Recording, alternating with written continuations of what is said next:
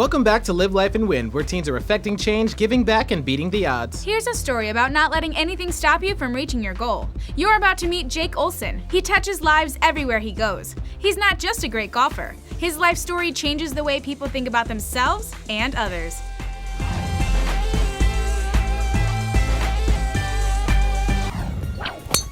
Nice ball. That's a pretty impressive swing for 14-year-old Jake Olson.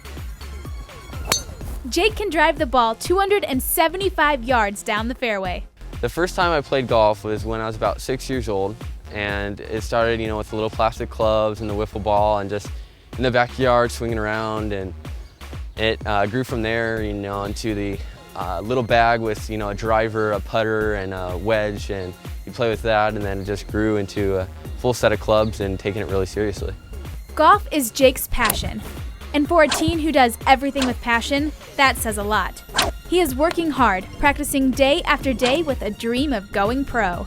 I was about 11 years old, and I remember just walking with my dad and remember saying, Dad, this is what I really want to do, to become a PGA player. I made a promise to myself that no matter what challenges I come face to face to in life, that I'm going to persevere through them.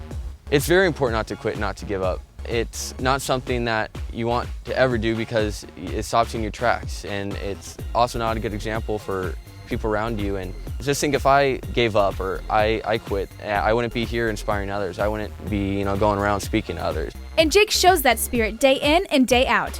But he's had more tough times in 14 years than most people deal with in a lifetime. I want to excel in life, and I don't want to give up, and I don't want to fail. Golf is a sport where you're judged by what's called your golf handicap. And Jake has a real one he faces every day. When I was 8 months old, I was diagnosed with retinoblastoma, which is cancerous tumors in the eye. When the doctors found it, they found it late, so they almost immediately had to take out my left eye, but were able to save my right eye through chemotherapy and radiation. But the cancer came back. It returned 9 times, and each time he beat it. 9 times out of 9. My whole life I was fighting cancer with all different treatments and experimental treatments, and I got in the habit of rising over adversity. When the cancer reappeared the 10th time, he wasn't so lucky. When it finally came back in the September of 2009, doctors said that there was no treatment that could affect it anymore, the cancer anymore. So they were going to have to take out my right eye, which meant I was going to have to go blind. This was one fight Jake couldn't win. It was out of his control. He would soon go completely blind. This was probably one of the scariest things because I was so used to beating cancer. Now it's just kind of like, we can't beat it now. We fought so hard, and now we're just going to lose it. It was November of 2009. Jake was 12, and doctors had to remove his right eye. It would be the last time Jake would ever see. Last thing I remember seeing is my parents, and they were crying, and I remember just kind of looking up at the ceiling of the hospital and just seeing the white tiles. And I knew that was the last thing I was ever going to see. Today, Jake is busier than ever. My proudest moment in life was the day after my surgery, I think, because I felt this burden come off my shoulders. After I went blind, I also picked up the guitar, and I liked to surf before, and I still do surf. I also play football. He's also a motivational speaker. Just going into the surgery, I would have never guessed a few months or afterwards I'd be giving motivational speaking to organizations and groups, and can take the worst situation into a good situation. And he's publishing his second book. But it's helping others, getting people to be their best that he takes the most pride in. If I never went blind, I would have never inspired as many people as I have, and I think that's the coolest, and I truthfully would give up my eyesight just to have people be inspired and give them hope and give them courage. I have a foundation called Out of Sight Faith, and what that basically is doing is raising money to give technology and software to visually impaired and blind kids so that they can excel in school and get an education. As far as his golf game, I think I'm a better golfer now than when I could see. Before my surgery, I was focused on the ball, I was focused on my eyes, what my eyes saw. Now I'm just feeling more of my swing, which actually benefits you because, like I said, it's just a motion that you have to repeat over and over and over again. I've got to figure out how he does it, and I'm going to try to keep up with him. Hey, How's it going? good. How about you? Good. You playing golf today? I think so, if you can teach me. All right, let's work on the grip. Okay. So what you're gonna do is you're gonna have the club square on the ground, All right. and then with your right hand, you're gonna kind of tuck it right up next to it Okay. and have it kind of in the crease again and just hold it.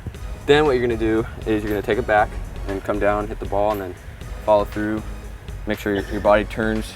I was always told to squish the spider under my right foot, which means you're turning on the ball, your foot, you're squishing and turning at the target, so your whole body, your hips and your shoulders, and it's all turned to the shot, so you're not blocking it and going out to the right. Okay. Just have the ball kind of in the middle of the club face, Okay. feet shoulder width apart, Okay. bending your knees, okay? And just take it back and try to hit the ball straight. All right. Well, I hit it. Yeah. As for Jake, he makes it look easy. I'm playing the role of his caddy. I'm placing the ball down, lighting up his body, and after that, he's on his own. Sorry. Putting is a little different. Are you ready? I'm letting him know how far away he is. I'll line him up, and then rattle the flag in the hole. He's going by sound when he putts. Woohoo! You got it. As for me, there's no hope. It's getting better. Swing after swing, I don't think I could pay money to get the ball in the hole. I'm hitting it. It's not as easy as Jake makes it look. Oh, there it goes. That's a solid hit. To the left again. I was so close that time.